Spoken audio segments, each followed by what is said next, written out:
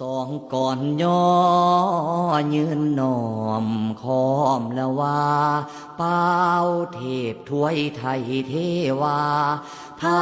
ยุดาวิมานสวงข้าสิเสริญสถิตยังเกียรติพวงให้บารมีแผ่พวงดวงเขาว่าเล่าว่าให้ยอดธรรมองค์พระสาพโยตยานสังโฆกรมน้อมนำคนพระธรรมมาขังสู่ว่าแล้วย่อยกคุณอ่อให้ลำดูมาพบกันยังดูขอบเคียงข้าในนาบูชาหอดอรำออกปองให้น้ำกุ่มครอบครองยาสิลองละไลลาบาดขยอยัวระย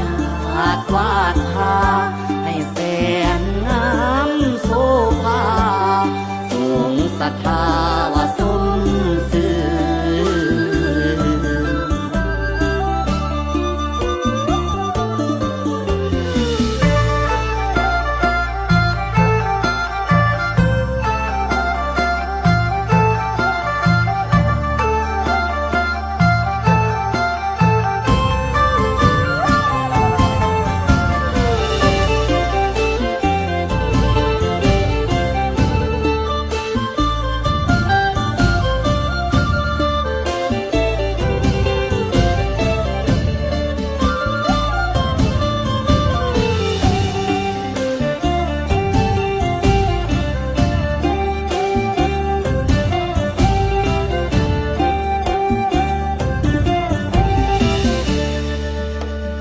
ยา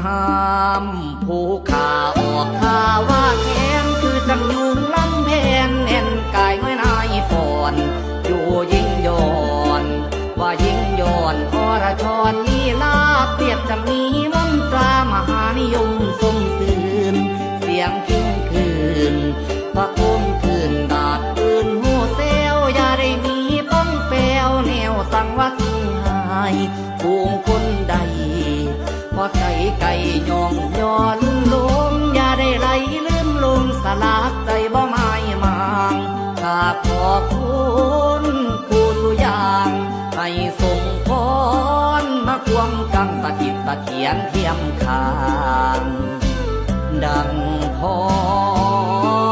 รให้สมบา